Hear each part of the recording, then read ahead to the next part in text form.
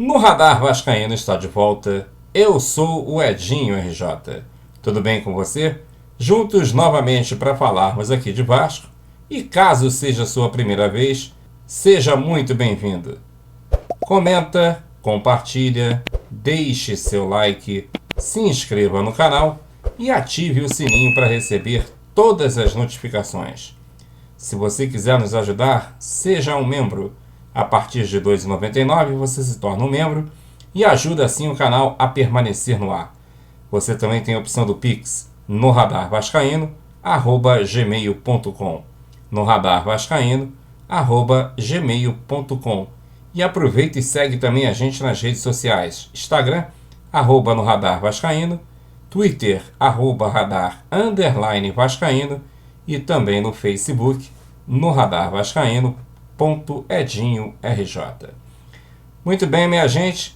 Ontem o Vasco jogou e conseguiu empatar com o CRB. Ou melhor, o CRB conseguiu empatar com o Vasco no finalzinho.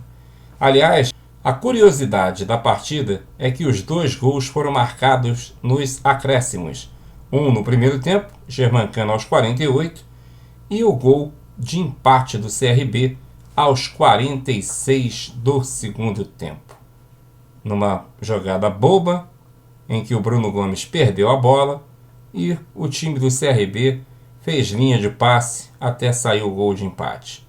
O Vasco até que não jogou tão mal assim, mas também não foi essa coisa toda maravilhosa, como foi meio decantado na entrevista coletiva que eu vou botar para você a partir de agora. A primeira pergunta para o Fernando Diniz foi por que os extremas ou os jogadores que jogam nas pontas jogam invertido. O que é direito joga na esquerda e o que é esquerdo joga na direita. Acompanhe aí o que o Fernando Diniz respondeu. Se tiver tempo, dá para a gente falar bastante sobre isso, mas é uma...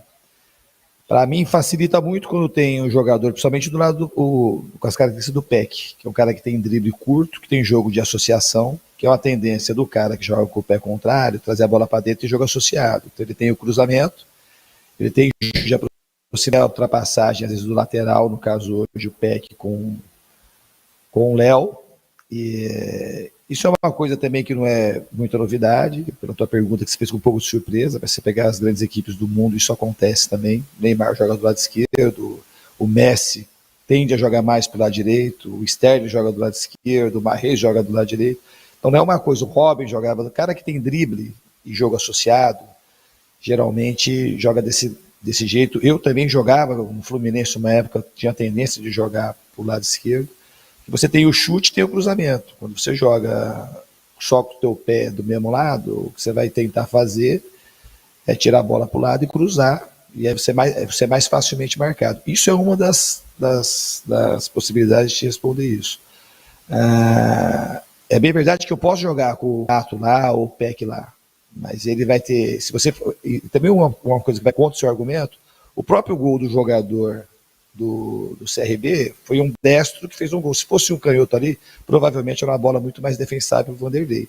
É que se pegou um lance pontual do PEC, que ele poderia até ter dominado a bola, tinha mais coisas ali para fazer, e ele chutou de pé direito. Mas eu te dei algumas possibilidades. Quando você também joga de costa e o ponta vem para dentro, o teu pé esquerdo você também fica facilitado para você fazer um jogo associado. Então, assim, na minha opinião, quando a gente pode ter jogadores com as características certas para jogar com o pé invertido, eu acho que o jogo tem uma fluência melhor. Essa é a minha opinião.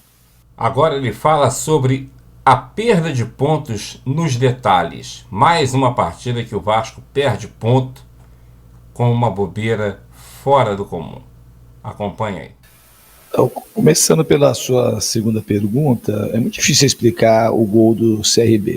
A gente marcou bem, teve um domínio quase que total do jogo, na minha opinião. E no lance rebatido, que parece que deu tudo certo para o CRB, não foi ali naquele lance, a origem talvez, que a gente tinha uma bola dominada, a gente perdeu, mas depois foi um monte de coisas que aconteceram, que estava perto de mim ali, que foge um pouco do controle. E uma jogada ou outra vai acontecer, o adversário vai ter chance. eu procuro ficar com a produção do time. O time produziu bem, ele fez por merecer ganhar a partida. Quando estava 1-0, nós estávamos muito mais próximos de fazer o segundo e o terceiro gols do que tomar o primeiro, e acabou tomando.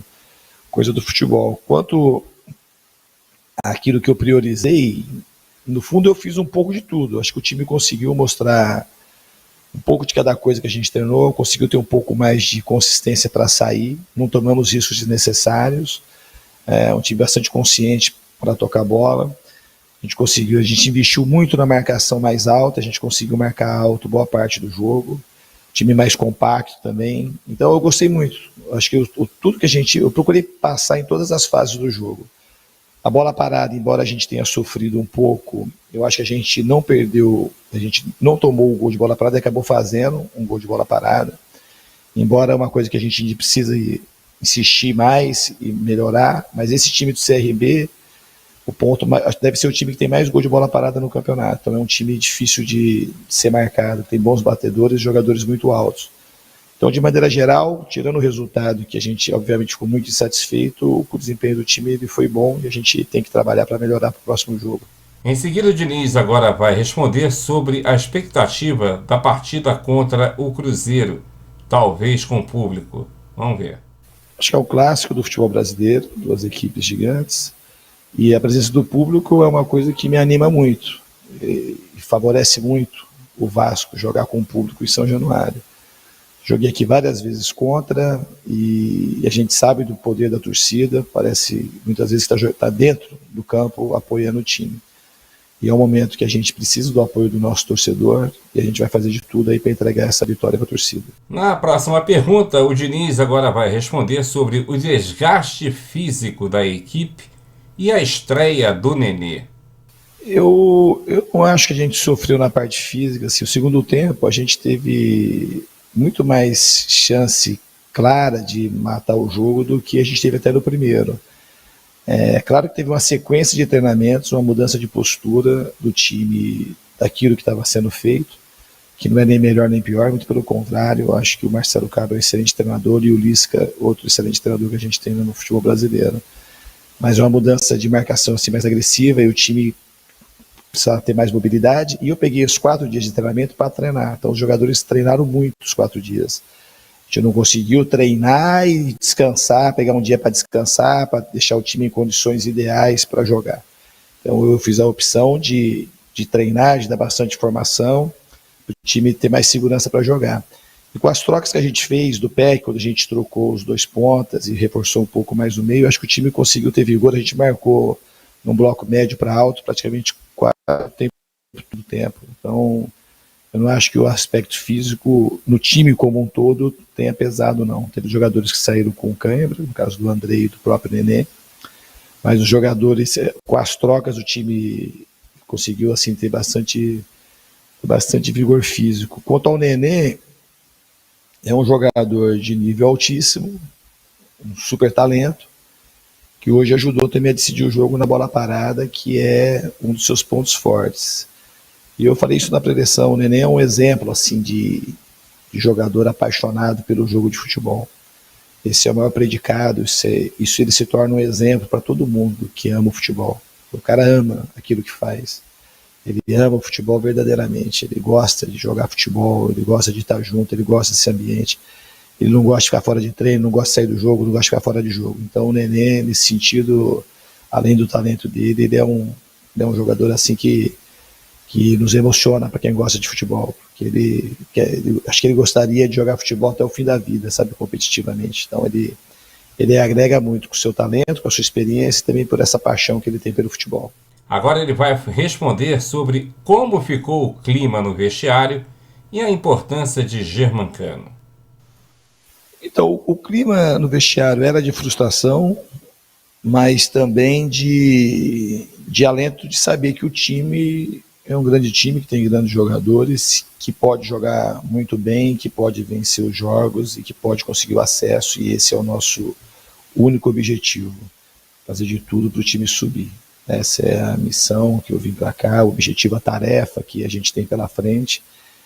E eu falei da minha entrevista, igual o hino do Vasco fala, vamos todos cantar de coração, Vamos todos jogar de coração. E o time jogou de coração.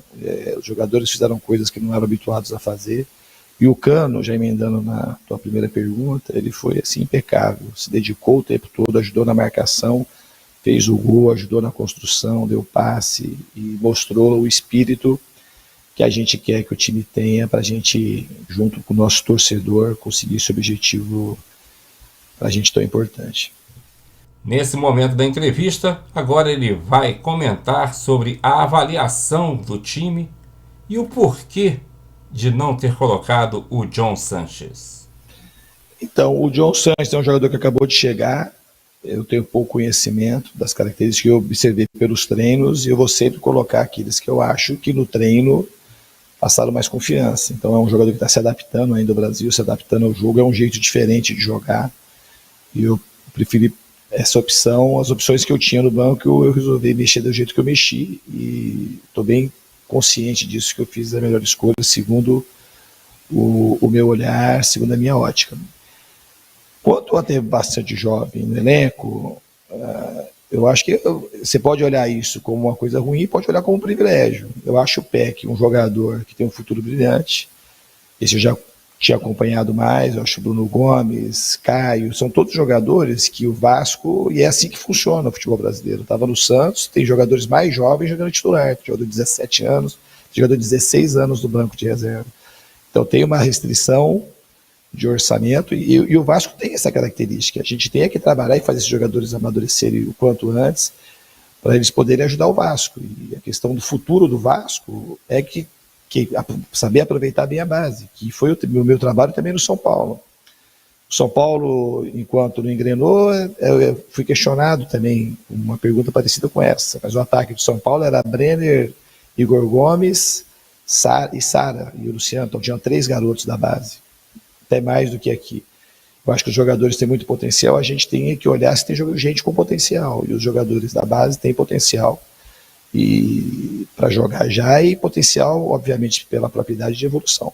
Agora o Diniz vai analisar o gol do CRB. E que bobeira que foi, hein? O lance do Bruno Gomes, ele podia ter feito isso, ele podia ter selecionado uma outra jogada, e como você disse, assim, perdeu o Vasco, não tem como individualizar.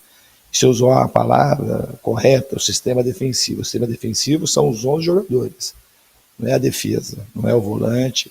A bola, aconteceu uma série de coisas ali para a gente tomar aquele gol. Eu acho que o sistema defensivo hoje, eu não sei para trás, mas se comportou muito bem. A gente teve a bola aérea, teve um primeiro lance ali, um lance que o Léo Jabá, acho que foi atrasar para o Zeca, e a gente sofreu aquele contra-ataque, que foi até a origem daquele gol anulado. Fora isso, eles tiveram a cabeçada e esse lance do gol, mais nada no jogo todo.